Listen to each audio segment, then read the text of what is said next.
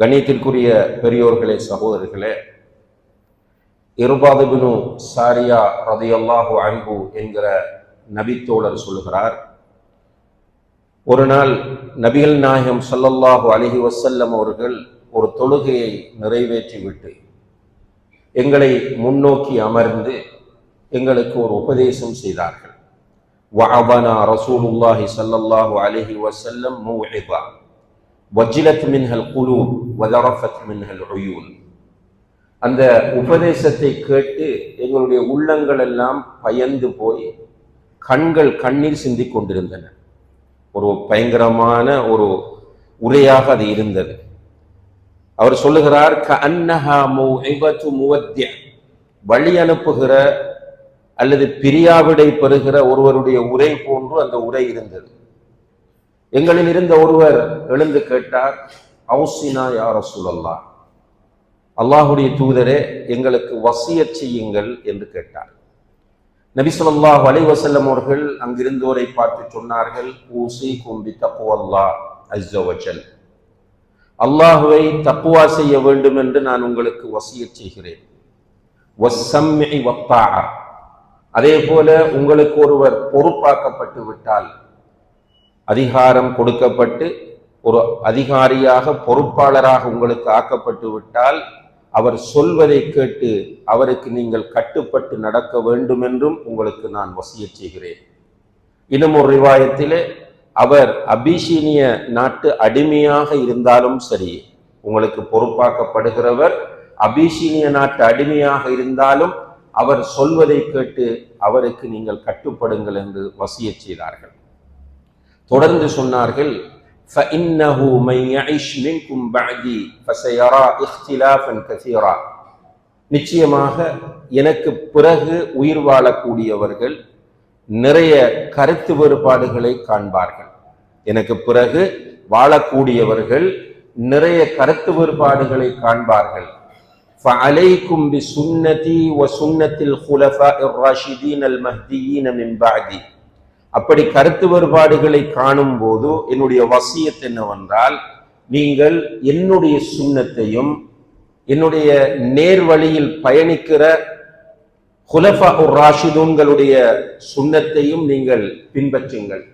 அப்து அலைஹா பின் நவாஜி, அந்த சுன்னாக்களை உங்களுடைய கடைவாய் பற்களால் நீங்கள் கடித்து பிடித்துக் கொள்ளுங்கள்.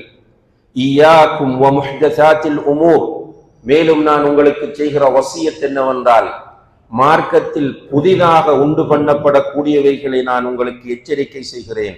فَإِنَّ كُلَّ مُحْدَثَةٍ بِدْعَةٍ, மார்க்கத்தில் புதிதாக உண்டு பண்ணப்படக்கூடிய ஒவ்வொன்றும் பித்அத்துகளாகும். وَكُلَّ بِدْعَةٍ ضَلَالَةٍ, எல்லா பித்அத்துகளும் வழிகேடுகளாகும். இன்னும் ஒரு ரிவாயத்திலே, وَكُلَّ ضَلَالَةٍ فِي النَّارِ, எல்லா வழிகேடுகளும் உங்களை நரகத்திற்கே இட்டுச் செல்லும் என்று நபி ஸல்லல்லாஹு அலைஹி வஸல்லம் அவர்கள் இவ்வாறு எங்களுக்கு வசியத் செய்தார்கள் என்று இர்பாத் இப்னு சாரியா ரலியல்லாஹு அன்ஹு அவர்கள் இந்த ஹதீஸை அறிவிக்கிறார்கள். இது முஸ்னத் அஹ்மத், திர்மிதி, அபூ தாவூத், நசாஇ போன்ற பல்வேறு ஹதீஸ் கிரந்தங்களிலே பதிவு செய்யப்பட்டிருக்கிற ஒரு ஆதாரபூர்வமான ஹதீஸ் ஆகும். கண்ணியத்திற்குரிய பெரியோர்களே, சகோதரர்களே, அல்லாஹ் ஜல்ல ஷானஹு தஆலா நபிகள் நாயகம் ஸல்லல்லாஹு அலைஹி வஸல்லம் அவர்களை இந்த உலகத்திற்கு ரஹ்மத்தாக இறக்கி அல்லது தூதராக தேர்வு செய்து அவர்களை கொண்டு இந்த மக்களுக்கு நேர்வழியை அல்லாஹு தஆலா சொல்லிக் கொடுத்தார். 23 ஆண்டுகளில் அல்லாஹு தஆலா அவர்களுக்கு தொடர்ச்சியாக வஹி இறக்கி 2 விதமான வஹிகளை அவர்களுக்கு இறக்கினார். ஒன்று வஹி மத்லூ என்று சொல்லக்கூடிய குர்ஆன், இன்னும் ஒன்று வஹி கைரு மத்லூ என்று சொல்லக்கூடிய சுன்னா ஹதீஸ். இந்த 2 வஹிகளையும் 23 வருடங்கள் தொடர்ச்சியாக அல்லாஹு தஆலா இறக்கினார். இறக்கி அதன் மூலம் இந்த மக்கள் சுவர்க்கத்திற்கு செல்வதற்கு தேவையான அனைத்தையும் அவர்களை கொண்டு அல்லாஹு தஆலா கற்றுக் கொடுத்தார். இந்த உலகத்தில் வாழக்கூடிய மக்கள் எவைகளை செய்தால் நரகம் செல்வார்களோ அவைகள் அனைத்தையும் நபிகள் நாயகம் ஸல்லல்லாஹு அலைஹி வஸல்லம் அவர்களை கொண்டு அல்லாஹ் எச்சரிக்கை செய்தார். நபி ஸல்லல்லாஹு அலைஹி வஸல்லம் அவர்கள் கடைசி கட்டத்திலே ஹஜ்ஜுக்கு போகிறார்கள். அந்த ஹஜ்ஜை ஹஜ்ஜத்துல் விதா என்று வரலாற்றாசிரியர்கள் குறிப்பிடுகிறார்கள். அந்த இறுதி ஹஜ்ஜிலே அரஃபா மைதானத்திலே ரசூல் ஸல்லல்லாஹு அலைஹி வஸல்லம் அவர்கள் இருக்கிற போது சூரத்துல் மாஇதாவினுடைய 3வது வசனத்தை அல்லாஹு தஆலா இறக்கி வைக்கிறார். அல் யௌம அக்மல்து லக்கும் தீனக்கும் வ அத்மம்து அலைக்கும் நிஅமதி வ ரதீது லக்குமுல் இஸ்லாம தீனா. இன்றைய தினம் உங்களுடைய மார்க்கத்தை நான் உங்களுக்கு பூரணப்படுத்தி விட்டேன் என்று வரக்கூடிய அந்த வசனத்தை அல்லாஹு தஆலா இறக்கி வைக்கிறார். ரசூல் ஸல்லல்லாஹு அலைஹி வஸல்லம் அவர்கள் பல்லாயிரக்கணக்கான மக்கள் ஹஜ்ஜிலே ஒன்று குழுமி இருக்கிறார்கள். அந்த மக்களை பார்த்து ரசூல் ஸல்லல்லாஹு அலைஹி வஸல்லம் அவர்கள் கேட்டார்கள், என்னை பற்றி அல்லாஹ் உங்களிடம் கேட்டால் நீங்கள் என்ன சொல்வீர்கள்? அவர்கள் சொன்னார்கள், யா ரசூலல்லாஹ், நீங்கள் எத்தி வைத்தீர்கள், நீங்கள் எங்களுக்கு நசிஹத் செய்தீர்கள் என்று நாங்கள் சொல்லுவோம் என்று சொன்னபோது அல்லாஹ்வுடைய தூதர் ஸல்லல்லாஹு அலைஹி வஸல்லம் அவர்கள் தன்னுடைய விரலை வானத்தை நோக்கி உயர்த்தி அல்லாஹும்ம ஃபஷ்ஹத், யா அல்லாஹ் இதற்கு நீயே சாட்சி என்று சொன்னார்கள். இப்படி நபி ஸல்லல்லாஹு அலைஹி வஸல்லம் அவர்கள் ஒரு மனிதன் சுவர்க்கத்திற்கு செல்வதற்கு தேவையான அனைத்தையும் அல்லாஹ்விடமிருந்து பெற்று அதை மக்களுக்கு எத்தி வைத்து விட்டார்கள். அதே போல நரகத்திற்கு இட்டு செல்லக்கூடிய எந்த ஒரு காரியமாக இருந்தாலும் அதையும் அல்லாஹ்விடமிருந்து அவர்கள் பெற்று மக்களுக்கு எச்சரிக்கை செய்து விட்டுத்தான் போனார்கள். இந்த உரையிலே இர்பாத் இப்னு சாரியா ரலியல்லாஹு அன்ஹு அவர்கள் சொல்லக்கூடிய இந்த உரையில், இந்த உபதேசத்தில் நபிகள் நாயகம் ஸல்லல்லாஹு அலைஹி வஸல்லம் அவர்கள் சொல்லுகிறார்கள், ஃபஇன்னஹு மன் யஇஷ் மின்கும் ஃபஸயரா இக்திலாஃபன் கஸீரா. எனக்கு பிறகு வாழக்கூடியவர்கள் இந்த மார்க்கத்தில் நிறைய கருத்து வேறுபாடுகளை காண்பார்கள். இது ஒரு முன்னறிவிப்பாகும். நபிகள் நாயகம் ஸல்லல்லாஹு அலைஹி வஸல்லம் அவர்கள் வஹீன் அடிப்படையில் செய்யக்கூடிய ஒரு முன்னறிவித்தல் ஆகும். அந்த முன்னறிவிப்பு அல்லாஹ்விடமிருந்து வந்த காரணத்தினால் நபிகள் நாயகம் ஸல்லல்லாஹு அலைஹி வஸல்லம் அவர்களுடைய வஃபாத்தை தொடர்ந்து முஸ்லிம் சமுதாயத்தில் பல கருத்து வேறுபாடுகள் ஏற்படுவதன் மூலம் அல்லாஹ் உறுதிப்படுத்துகிறார். நிறைய கருத்து வேறுபாடுகள் சஹாபாக்கள் உயிரோடு இருக்கும் போது ஏற்பட ஆரம்பித்து விட்டது. சஹாபாக்கள் உயிரோடு இருக்கிறார்கள், அவர்களுடைய காலத்தில் கருத்து வேறுபாடு. குறிப்பாக அபூபக்கர் சித்திக் ரலியல்லாஹு அன்ஹு அவர்கள் முதல் கலீஃபாவாக ஆக்கப்படுகிறார்கள். ஒரு குரூப் முர்த்தத்தாகிறார்கள். சுப்ஹானல்லாஹ். மதீனாவின் எல்லைகளில் இருந்த ஒரு சிலர் மதம் மாறுகிறார்கள். ஒரு குரூப் தங்களை முனாஃபிக்தனமாக முஸ்லிம்களாக அடையாளப்படுத்திக் கொண்டிருந்தவர்களில் சிலர் நாங்கள் நபி என்று வாதிட ஆரம்பித்தார்கள். எங்களுக்கு வஹி வருகிறது என்று வாதிட்டார்கள். இன்னும் ஒரு புறம் ரசூல் ஸல்லல்லாஹு அலைஹி வஸல்லம் அவர்களிடம் கொடுத்து கொண்டிருந்த ஜக்காத்தை நாங்கள் இதற்கு பிறகு தர மாட்டோம் என்று மறுத்து இஸ்லாத்தை விட்டு வெளியேறிக் கொண்டிருந்தார்கள். இப்படி அபூபக்கர் சித்திக் ரலியல்லாஹு அன்ஹுடைய காலத்திலிருந்து மார்க்கத்தில் முரண்பாடுகளும் கருத்து வேறுபாடுகளும் ஆரம்பித்து அலி ரலியல்லாஹு அன்ஹுடைய காலத்தில் அது முற்றக்கூடிய மிக மோசமான நிலையை அடையக்கூடிய ஒரு சூழலை நாம் காணக்கூடியதாக இருக்கிறது. ஒரு பக்கம் ஒரு குரூப் சஹாபாக்களை டேமேஜ் பண்ண ஆரம்பித்தார்கள். சஹாபாக்களுக்கு மார்க்க பற்றில்லை, குர்ஆன் சுன்னாவை சரியாக புரிய தெரியாது, எனவே இவர்களுக்கு நாங்கள் கட்டுப்பட மாட்டோம் என்று சொல்லி ஒரு குரூப் ஹவாரிஜிகள் என்று வெளியே போகிறார்கள். இன்னும் ஒரு பக்கம் சஹாபாக்களில் ஒரு சிலரை மிக உயர்ந்த இடத்திற்கு கொண்டு போய் வைத்து அவர்களை தனிமைப்படுத்தி அவர்களுக்கு அல்லாஹ்வுடைய அந்தஸ்தை கொடுக்கிற அளவுக்கு ஒரு குரூப் வந்தது. அவர்கள் தான் ஷியாக்கள். இவர்களும் தங்களை முஸ்லிம்கள் என்று சொல்லுகிறார்கள். ஹவாரிஜிகளும் ஷியாக்களும் தங்களை முஸ்லிம்கள் என்று சொல்கிறார்கள். இதற்கு இடையில் சஹாபாக்கள் பயணிக்கிறார்கள். இப்னு அப்பாஸ் ரலியல்லாஹு அன்ஹுமா அஹ்லுஸ் சுன்னா வல் ஜமாஅ என்று சொல்லக்கூடிய ஒரு பிரயோகத்தை அந்த நேரத்திலே அறிமுகப்படுத்துகிறார்கள். ஹவாரிஜிகளும் அல்ல நாம், ஷியாக்களும் கிடையாது, நாம் அஹ்லுஸ் சுன்னா வல் ஜமாஅத்தை சேர்ந்தவர்கள். ரசூல் ஸல்லல்லாஹு அலைஹி வஸல்லம் அவர்கள் சொன்னார்களே, அலைக்கும் பிசுன்னதி, என்னுடைய சுன்னாவை பற்றி பிடியுங்கள் என்று சொன்னார்களே, அந்த சுன்னாவை பற்றி பிடிக்கக்கூடிய அஹ்லுஸ் சுன்னாக்கள் நாங்கள் என்கிற அந்த நிலைப்பாட்டை சஹாபாக்கள் எடுத்தார்கள். தொடர்ச்சியாக நாம் வரலாற்றை பார்க்கிற போது முஸ்லிம் சமுதாயத்திற்குள் இருந்து அல்லாஹுடைய விஷயத்தில் ஈமான் கொள்ள வேண்டிய அடிப்படைகள் விஷயத்தில் கருத்து வேறுபாடுகளை சிலர் உருவாக்கி கொண்டு வெளியே வருகிறார்கள். அந்த கருத்து வேறுபாடுகளை பூதாகரப்படுத்துகிறார்கள். குறிப்பாக கலா கதிருடைய விஷயத்தில் கலா கதிரை நாம் எப்படி நம்ப வேண்டும் என்கிற ஒரு அழகிய முறையை அல்லாஹுடைய தூதர் கற்றுத் தந்திருக்கிறார்கள்.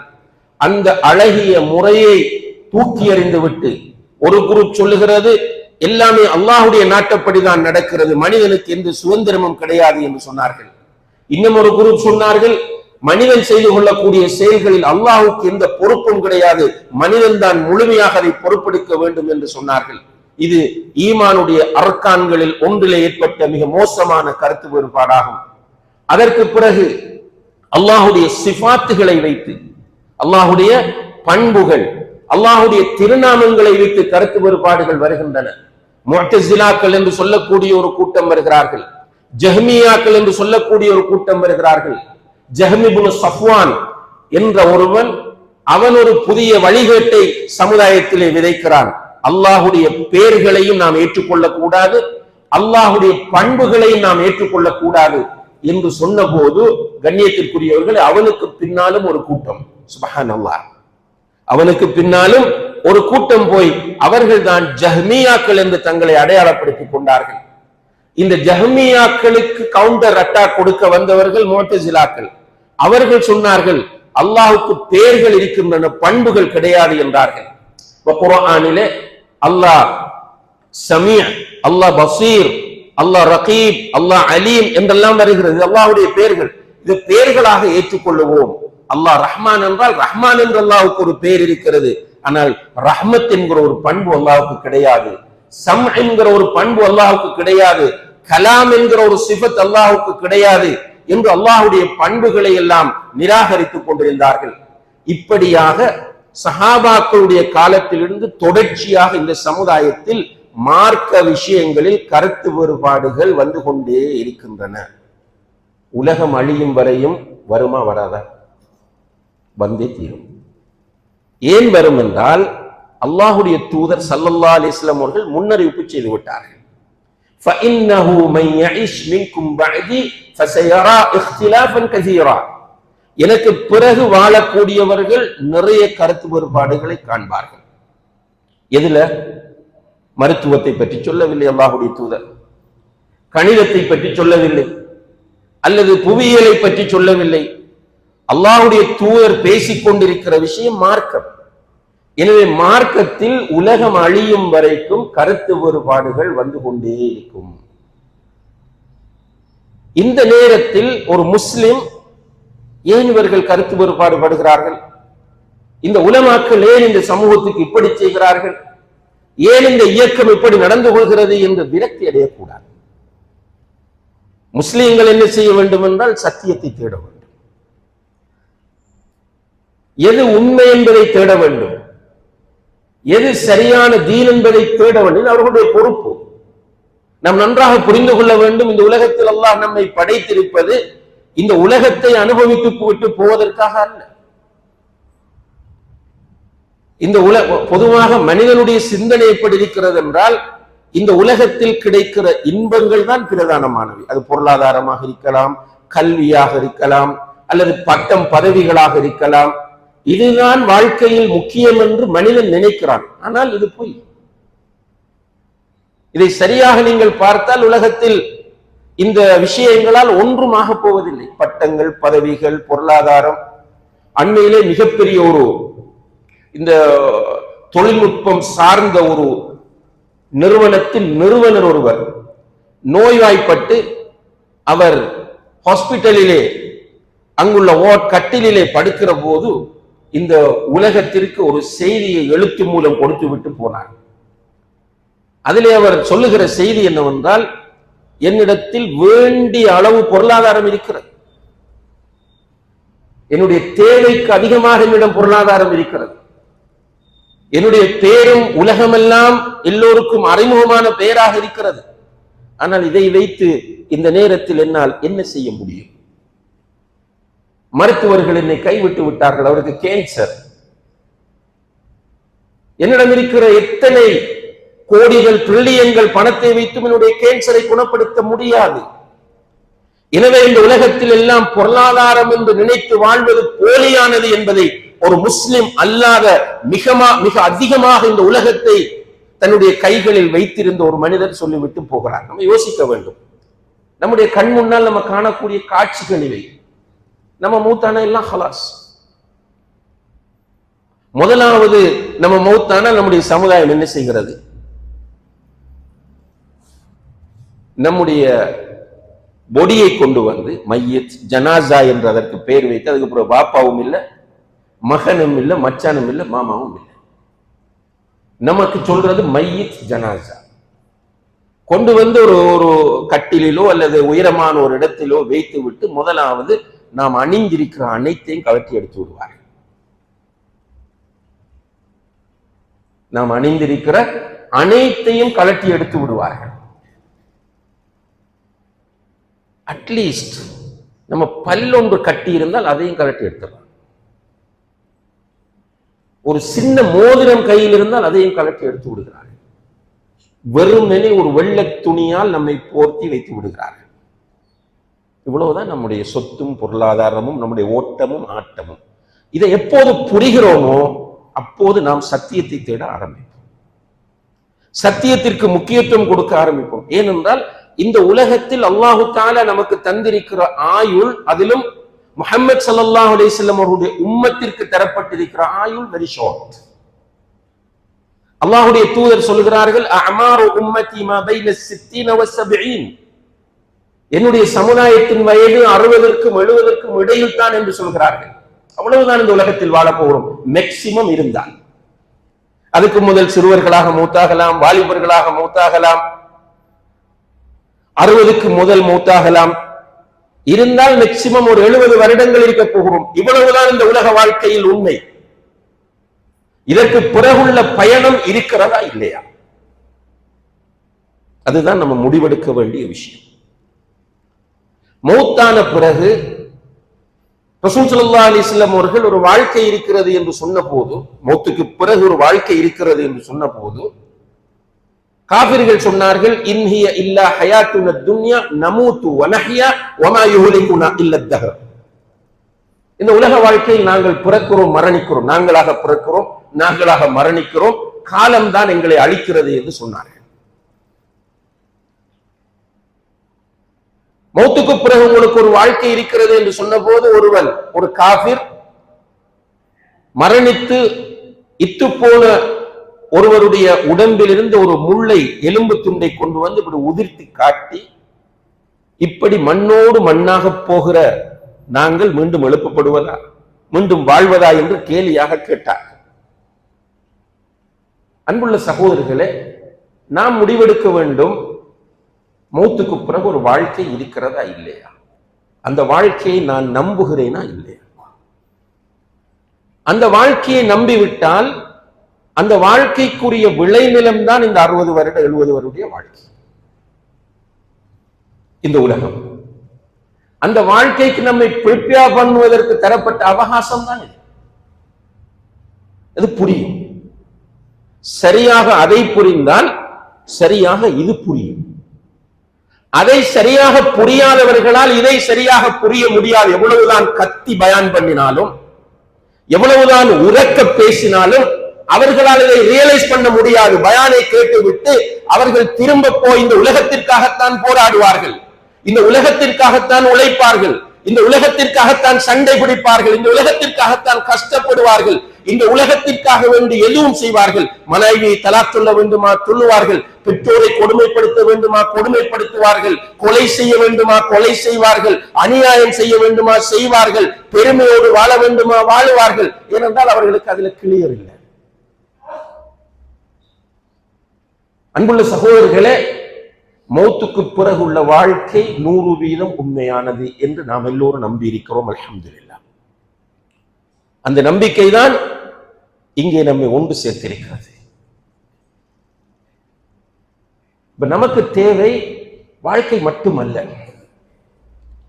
வாழ்க்கை இருக்கிறது என்று நம்புவது மட்டுமல்ல, கபரிலே நஈமுல் கபர், அஜாபுல் கபர் என்று 2 இருக்கிறது. கபரில் சுகமான நிலை, வேதனையோடு இருக்கிற நிலை. மஹ்ஷரிலே அரசின் கீழ் நிழல், நிழல் இல்லாத நிலை. நரகம், சுவர்க்கம். நரகத்தின் மேலே ஒரு பாலம். அந்த பாலம் அபூ சயீத் அல்-குத்ரி ரலியல்லாஹு அன்ஹு அவர்கள் சொல்கிறார்கள், சஹீஹ் முஸ்லிமிலே வரக்கூடிய செய்தி, முடியை விட மென்மையானது, வாளை விட கூர்மையானது. சிராத் என்கிற பாலம் முடியை விட மென்மையானது, வாளை விட கூர்மையானது. அந்த பாலத்தை கிராஸ் பண்ணணும். ஏதோ ஒரு ஸ்பீடில், மேக்சிமம் ஸ்பீடும் இருக்கிறது. காற்று வேகத்தில், கண்ணிமைக்கிற வேகத்தில் என்று அதை கிராஸ் பண்ணுகிறவர்களும் இருக்கிறார்கள். ஆக லோ லெவல் தவழ்ந்து தவழ்ந்து கிராஸ் பண்றது. அந்த பாலத்தை கிராஸ் பண்ண அல்லாஹ் எல்லோருக்கும் தௌஃபீக் செய்ய வேண்டும். பாலத்தை கிராஸ் பண்ணிட்டோம் என்றால் அடுத்தது ஒரு இடம் இருக்கிறது, கந்தரா. பாலத்தை கிராஸ் பண்ண உடனே சுவர்க்கம் இல்லை. பாலத்தை கிராஸ் பண்ண அல்ஹம்துலில்லாஹ் பாஸ். அதற்கு பிறகு ஒரு இடம் இருக்கிறது, அதுக்கு பேர் கந்தரா, ஹதீஸ்ல வருது. அந்த கந்தராவில் வைத்து எல்லோரையும் கிளீன் பண்ணுவது. சின்ன சின்ன மனஸ்தாபங்கள், முரண்பாடுகள் இருக்கும் கிராஸ் பண்ணின ஆக்களுக்கு இடையில. அவற்றை ஹலாலாக்கி கொண்டு சுவர்க்கத்திற்குள் நுழைகிற போது உள்ளம் கிளீனாக, தூய்மையான உள்ளத்தோடு சுவர்க்கத்திற்குள் நுழைய வேண்டும். அதற்கான ஏற்பாடு கந்தராவில் நடக்கும். அதுக்கு பிறகுதான் சுவர்க்கம். சுவர்க்கத்துக்கு உள்ள போனாலும் எல்லோருக்கும் ஒரே லெவல் கிடையாது. நியாயம் இல்லை தானே? சுவர்க்கத்திற்குள் போகக்கூடிய எல்லோரையும் ஒரே லெவலில், ஒரே கிளாஸில் அல்லாஹ் வைக்க மாட்டான். டிஃப்ரெண்ட் டிஃப்ரெண்ட் கிளாஸஸ் இருக்கிறது. சில அறிஞர்கள் சொல்லுகிறார்கள் 100 கிளாஸ். கிளாஸ் என்று சொன்னால் சும்மா சிம்பிளா புரியறதுக்கு நான் சொல்றேன், ஃபிளைட்ல economic class, higher economy, business class, first class என்று இருக்கிறது. அது மாதிரி ஹோட்டல்களுக்கு போனீங்கன்னு சொன்னால் ஸ்டார்கள், 3 star hotel, 4 star hotel, 7 star hotel என்று இருக்கிறது. ஒவ்வொரு ஸ்டார் கூட கூட ஃபெசிலிட்டிஸ் கூடும், கிளாஸ் கூட கூட ஃபெசிலிட்டிஸ் கூடும். இது சிம்பிளா புரியறதுக்கு சொல்றேன். அல்லாஹ்வுடைய சுவர்க்கத்தை அப்படி புரிய வைக்க முடியாது நம்மால. அப்ப சுவர்க்கத்தில் பல கிளாஸஸ், பல தரஜாக்கள் இருக்கின்றன. இந்த உலகத்தில் ஒரு மனிதன் தன்னை முழுமையாக அல்லாஹ்வுக்காக அர்ப்பணித்து வாழுகிறான். இன்னும் ஒருவன் சிறுக்கு சேரல, 5 நேர தொழுகையை தொழுகிறது, மற்ற கடமைகளை ஓரளவு பேணிக் கொள்றது, ஆனா மற்ற விஷயங்களையும் தாராளமாக பார்த்து கொண்டு போகிறான். 2 பேரையும் சுவர்க்கத்துக்கு அனுப்பி ஒரே கிளாஸில் வச்சா நியாயம் இல்லை. எனவே அல்லாஹ் தஆலா அவர்களுக்குரிய கிளாஸையும் அங்கே வித்தியாசப்படுத்தினார். ஆனால் சுவர்க்கம் முழுமையாக இன்பகரமான இடம். இந்த லைஃப் 100% உண்மை என்று நாம் எல்லோரும் நம்புகிறோம். அல்ஹம்துலில்லாஹ். அந்த நம்பிக்கை தான் நம்மை எங்கே கொண்டு வந்து உட்கார வைக்கிறது. 5 நேரமும் நம்மை மஸ்ஜிதுக்கு கொண்டு வருகிறது. ரமலானில் நோன்பு பிடிக்க வைக்கிறது. ஜக்காத் வருடம் முடிந்தால் கொடுப்பதற்குரிய உந்துதலை தருகிறது. ஹஜ்ஜி கடமையாகும் போது மக்காவுக்கு போய் ஹஜ் செய்ய வைக்கிறது. சதகா செய்ய தூண்டுகிறது. தஅவா செய்ய தூண்டுகிறது. அன்புள்ள சகோதரர்களே, இந்த வாழ்க்கையில், அதாவது மறுமை வாழ்க்கையில் வெற்றி பெற வேண்டும் என்றால் இந்த உலகத்தில் நேர்வழியோடு நாம் பயணிக்க வேண்டும். அதான் ரசூலுல்லாஹி அலைஹி வஸல்லம் அவர்கள் சொல்லுகிற அந்த வசியத். நிறைய கருத்து வேறுபாடுகள் மார்க்கத்தில் வரும். கொண்டு வருகிறவர்கள் காவிர்கள் அல்ல. இந்த மார்க்கத்தில், தீனுல் இஸ்லாத்தில் கருத்து வேறுபாடுகளை கொண்டு வருவார்கள். அப்ப யாரு கொண்டு வருவார்கள்? தங்களை முஸ்லீம்கள் என்று சொல்லக்கூடியவர்கள் தான் கொண்டு வருவார்கள். அந்த நேரத்தில் நீங்கள் ஒரு பக்கம் விரக்தி அடையக்கூடாது. இன்றைய நிறைய பேருடைய மனநிலை விரக்தி. என்னன்னு கேட்ட, இந்த மௌலைமாரே இப்படி சண்டை பிடிச்சிட்டு இருந்தால் நம்ம இதுக்குள்ள போய் என்ன பண்ண? நான் ஜென்டில்மேன் டைப்ல இருந்துட்டு போறேன், மொடரேட் முஸ்லிம், இப்படி ஒரு குரூப் இருக்கு. அப்படி போகவும் முடியாது. இன்னும் ஒரு குரூப் இருக்கிறது, மெஜாரிட்டி, பெரும்பான்மை எந்த பக்கம் போகிறது அங்கே நான் போகிறேன் என்று போறது. இன்னும் ஒரு குரூப் இருக்கிறது, ஹீரோ வர்ஷிப். ஹீரோ வர்ஷிப் என்று சொன்னால் அவருடைய ஒரு ஹீரோவை உருவாக்குறது. அவரிடத்தில் சில நல்ல பண்புகள் இருக்கும், சில நல்ல முன்மாதிரிகள் இருக்கும். எனவே அந்த நல்ல பண்புகளையும் நல்ல முன்மாதிரிகளையும் வைத்துக் கொண்டு அவர் சொல்ற எல்லாமே சரி, அவர் சொல்றபடி வாழ்வதுதான் என்னை சுவர்க்கத்திற்கு கொண்டு போகும் என்று நிற்பது, இதுவும் பிள்ளை. இப்ப ரசூல் ஸல்லல்லாஹு அலைஹி வஸல்லம் அவர்கள் என்ன சொல்லுகிறார்கள்? மார்க்கத்தின் பேரால் நிறைய கருத்து வேறுபாடுகளை நீங்கள் காண்பீர்கள். அப்படி காணுகிற போது அலைக்கும் பிசுன்னதி வ சுன்னத்தில் குலஃபா ar-ராஷிதீன் அல்-மஹ்தியீன மின் பஅதி, என்னுடைய சுன்னாவை நீங்கள் பற்றி பிடிக்க வேண்டும். சுன்னா என்று சொன்னால் செய்தால் நன்மை விட்டால் குற்றமில்லை என்ற சுன்னாவல்ல. ரசூல் ஸல்லல்லாஹு அலைஹி வஸல்லம் அவர்கள் காட்டி தந்த வாழ்க்கை முறை. ரசூலுல்லாஹி அலைஹி வஸல்லம் அவர்கள் ஒரு முஸ்லிம், ஒரு மனிதன் எப்படி வாழ்ந்தால் அல்லாஹ்விடத்தில் வெற்றி அடையலாம், இந்த உலகத்தில் சரியாக வாழலாம், அதற்கு தேவையான அனைத்தையும் கற்றுத் தந்திருக்கிறார்கள். அதுதான் சுன்னத்துர் ரசூல். அவர்களுடைய வழியில் நேர்வழி நடந்த ஹலீஃபாக்கள் சென்றார்கள். முஸ்லிம்கள் ஏகமனதாக நேர்வழி நடந்த ஹலீஃபாக்களாக அபூபக்கர் சித்திக், உமர் இப்னுல் கத்தாப், உஸ்மான் இப்னு அஃபான், அலி இப்னு அபி தாலிப் ரலியல்லாஹு அன்ஹும் ஆகிய 4 பேரையும் ஏற்றுக்கொண்டிருக்கிறார்கள் ஏகமனதாக. அவர்களுடைய சுன்னாவில் பயணிப்பது, இதுக்குள்ள இறங்கி ஆர்கியூமெண்ட், குலஃபாக்களுடைய சுன்னாக்கள் என்று அதுக்குள்ள ஒரு ஆர்கியூமெண்ட் பிழைகளை காட்டி குலஃபாக்களுடைய சுன்னா என்று சொல்லி வருவது. உண்மையாக நம்மில் ஒருவர் ரசூல் ஸல்லல்லாஹு அலைஹி வஸல்லம் உடைய சுன்னாவுக்கு மாற்றமாக ஒருவர் ஒரு விஷயத்தை செய்தால் கடைசி வரைக்கும் அதை விட மாட்டார். குறைந்தபட்சம் மனசுக்குள்ள கவலையும் வரும், வேதனையும் வரும். ஆனால் இருக்கிறாங்க மௌலவிகள், தாயிகள், கொள்கையில பிடிப்புள்ள சகோதரர்கள் உடனே எழும்பி கேட்பாங்க. இப்ப இந்த காலத்தில் 1500 வருடங்களுக்கு பிறகு அப்ப சஹாபாக்கள், குறிப்பாக குலஃபா உர் ராஷிதூன்கள் ரசூலுல்லாஹுடைய சுன்னாவுக்கு மாற்றமாக ஏதாவது ஒன்றை செய்கிற போது மற்ற சஹாபாக்கள் மௌனமாக இருந்திருப்பார்களா? நீங்க செய்யறது ஓகே என்று விட்டுட்டு போயிருப்பாங்களா? பிள்ளையா செய்யும் போது ஒரு காலமும் இல்லை, தட்டி கேட்டிருப்பார்கள். எனவே அல்லாஹ்வுடைய தூதர் சொல்கிறார்கள், குலஃபா உர் ராஷிதூன்களுடைய சுன்னாவையும் எடுங்கள். ஏனென்றால் அவர்கள் அக்யூரேட்டாக 100% என்னுடைய சுன்னாவை தான் பின்பற்றுவார்கள்.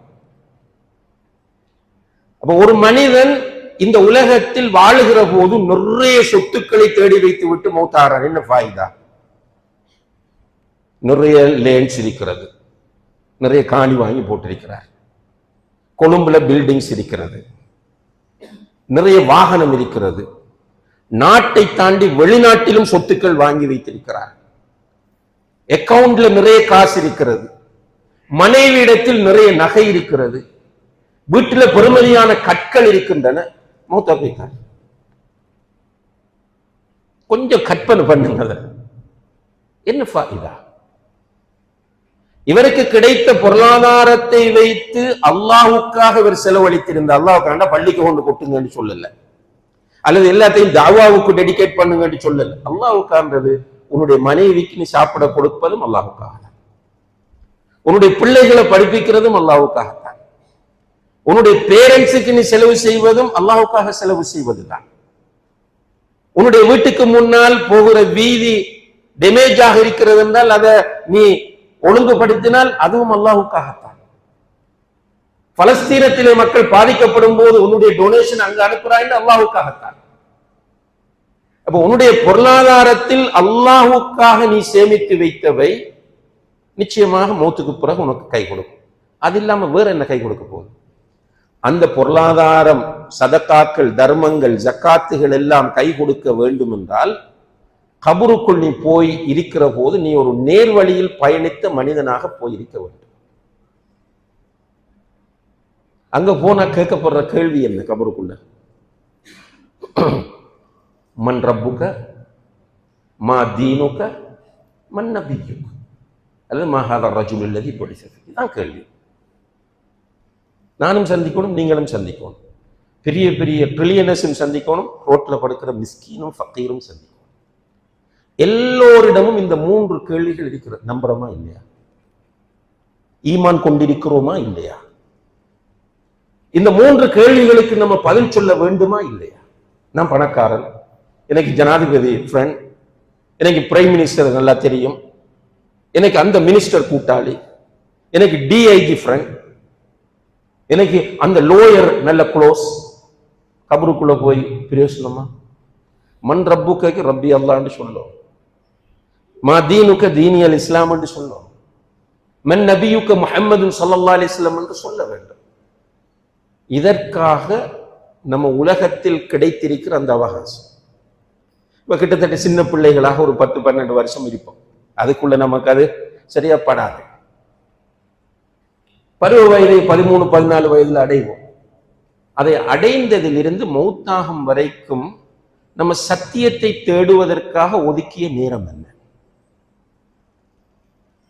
ஒவ்வொரு நாளும் 8 மணி நேரம் தூங்குறோம், குறைந்தபட்சம் 8 மணி நேரம் ஒர்க் பண்றோம், 16 பேச்சு. இன்னும் எத்தனை இருக்கு? இன்னும் 8 மணி நேரம் இருக்கு. 8 மணி நேரம் தூங்குறோம், ரெஸ்ட் எடுக்கிறோம், 8 மணி நேரம் குறைந்தது 8 மணி நேரம் உழைக்கிறோம், அதுக்கு பிறகு சாப்பிட்றோம், அதுக்கு கொஞ்ச நேரம் ரைட். விளையாடுகிறவர்கள் விளையாடுகிறார்கள், அதுக்கு டைம். நண்பர்களோடு அரட்டை அடிப்பது, அதுக்கு டைம். ஃபெமிலியோடு அங்கும் இங்கும் போய் வருவது, அதுக்கு டைம். அப்ப சத்தியத்தை தேடுவதற்கு நம்ம ஒதுக்கின டைம் என்ன? சும்மா அப்படி இருந்துட்டு போய் கபருக்குள்ள மன்ற புக்கமா முந்தி என்ன செய்வாங்கன்னா தலைமாட்டில் உட்கார்ந்துடுவார், மையத்தை கபருக்குள்ள வச்சுட்டு. யாரு? மோதினாரோ அல்லது பள்ளி இமாமோ ஒரு லெப்பையோ அல்லது அதுக்கு ஒரு ஊர்ல சிலர் அப்பாயின் பண்ணப்பட்டிருந்தார்கள்.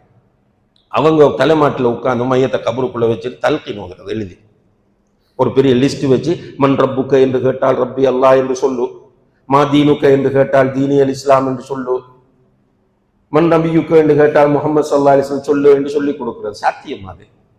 இது மார்க்க அடிப்படையில் ஆதாரமற்றது. இரண்டாவது, லாஜிக்கலி இம்பாசிபிள். மார்க்கத்தில் ஆதாரம் இருந்தா நோ லாஜிக். மார்க்கத்தில் அப்படி ஒரு ஆதாரம் இல்லை. அப்ப அறிவுபூர்வமாக யோசிச்சு பார்த்தா கூட சாத்தியம் இல்லை. எப்படி ஆன்சர் பண்ற சகோதரர்களை? கொஞ்சம் யோசி. சும்மா இப்படி போயிட்டே இருந்தோம்னா மௌத்து வந்துட்டே இருக்கு. கபருக்குள்ள போய் அல்லது கபருக்குள்ள போறதுக்கு முன்னாடி மலக்குல் மௌத் அலைஹிஸ்ஸலாம் அவர்கள் நரகத்தில் இருந்து ஒரு கஃனை கொண்டு வந்து நம்முடைய தலைமாட்டில் உட்கார்ந்து, யா ரூஹல் ஹபீஸா உஹ்ருஜி இலா சஹத்தின் மினல்லாஹி வ அஸாப், கெட்ட ஆத்மாவே, கெட்ட உயிரே, அல்லாஹுடைய கோபத்தின் பக்கமும் அவனுடைய தண்டனையின் பக்கம் வெளியே வா என்று அழைக்கிற போது, ரப்பி லௌலா அഖர்தனி இலா அஜலின் கரீப் ஃபஅஸ்ஸதக வ அகும் மினஸ் ஸாலிஹீன் என்று கத்தி என்ன பிரயோசனம்? யா அல்லாஹ் கொஞ்சம் டைம் கொடு, நான் முந்திருந்த மாதிரி இருக்க மாட்டேன். அல்லாஹ் சத்தியத்தை தேடுவேன், நல்லவனாக வாழுவேன், சதக்கா கொடுப்பேன் என்று அந்த நேரத்தில் கத்தி என்ன பிரயோசனம்? ஒரு பிரயோசனமும் இல்லை. இப்ப வீட்டுல நீங்க பிள்ளைகளுக்கு படி படி படி படி என்று சொல்றீங்க, சும்மா சுத்துறாங்க, ரிசல்ட்ஸ் வருது 3W. இப்ப வந்து உட்கார்ந்துட்டு அழுறாரு, என்ன சொல்லுவீங்க? இப்ப அழுது என்ன பிரயோசனம்? நான் படிக்க சொன்ன நேரத்துல படிச்சிருக்கேன். ஆனால் அவருக்கு அடுத்த சான்ஸ் இருக்கு, இன்னும் ஒரு ட்ரை பண்ணலாம். ஆனா மலக்குல் மௌத் அலைஹிஸ்ஸலாம் வந்தால் குர்ஆனிலே அல்லாஹ் சொல்கிறான், ஒரு நொடி முற்படுத்தப்படவும் மாட்டார்கள், பிற்படுத்தப்படவும் மாட்டார்கள். எனவே கண்ணியத்திற்குரிய பெரியோர்களே, சகோதரர்களே, மார்க்கத்தில் கருத்து வேறுபாடு வந்து கொண்டுதான் இருக்கும். இந்த உலகம் குர்ஆன் சுன்னாவை புரிந்து கொண்டவர்களுடைய பார்வையில் ஒரு சோதனை களமாகும்.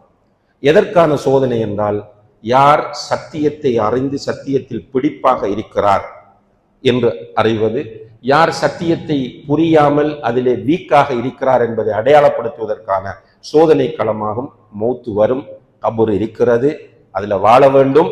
எனவே இந்த விஷயத்தை புரிந்து கொண்டு நம்முடைய இப்போது இருக்கிற காலத்தில் நம்மால் முடியுமானவரை சரியான மார்க்கத்தை அறிந்து அதில் உறுதியோடு இருந்து மௌத்தாக நாம் எல்லோரும் முயற்சிய வேண்டும். எல்லாம் அல்லாஹு தஆலா அதற்கு நம் எல்லோருக்கும் தௌஃபீக் செய்வானாக. وآخر دعوانا الحمد لله رب العالمين. الحمد لله رب العالمين والعاقبة للمتقين ولا عدوان إلا على الظالمين والصلاة والسلام على أشرف الأنبياء والمرسلين وعلى آله وأصحابه أجمعين. أما بعد. கண்ணியத்திற்குரிய பெரியோர்களே, சகோதரர்களே, நபிகள் நாயகம் ஸல்லல்லாஹு அலைஹி வஸல்லம் அவர்கள் வஹீயின் அடிப்படையில் சில முன்னறிவிப்புகள் செய்திருக்கிறார்கள். அந்த முன்னறிவிப்புகள் நடப்பது உண்மையில் அவர்கள் அல்லாஹ்வுடைய தூதர் தான் என்பதற்கு ஆதாரமாக. அந்த முன்னறிவிப்புகள் நடக்காவிட்டால் அவர் ஒரு போலி நபியாக போய்விடுவார். நஅூது பில்லாஹ். இப்போ நபி ஸல்லல்லாஹு அலைஹி வஸல்லம் அவர்கள் செய்த ஒரு முன்னறிவிப்பை பற்றி முதல் குத்பாவிலே நம்ம சுட்டி காட்டியிருந்தோம். அதே போல இன்னும் ஒரு முன்னறிவிப்பு செய்தார்கள். பத அல் இஸ்லாமு கரீபன் வசயஊது கரீபன் கமா பத ஃபதூபா லில் குரபா. சஹீஹ் முஸ்லிம்ல வரக்கூடிய ஒரு ஹதீஸ். இஸ்லாம் ஒரு ஸ்ட்ரேஞ்சான நிலையில் ஆரம்பமானது. தமிழ்ல நம்ம அனாதரவு என்று சொல்லுவோம். அனாதரவான நிலை. ஸ்ட்ரேஞ்சர் என்று சொன்னா ஊருக்கு புதிய ஆள். எல்லோரும் ஆச்சரியமா ஊருக்குள்ள ஒருவர் அடிக்கடி போய் வாரார், யாருக்கும் அவரை தெரியாது. அவரை ஒரு அதிசயமாக ஆச்சரியமாக பார்ப்பார்கள். அவர்கள் என்ன செய்தாலும் நோட் பண்ணுவார்கள். அது போன்ற ஒரு நிலையில் தான் இஸ்லாம் ஆரம்பமானது. இப்ப இஸ்லாத்தை சொன்ன போதெல்லாம் அதை ஆச்சரியமாகவே பார்த்தார்கள். வசயஊது கரீபன் கமா பத.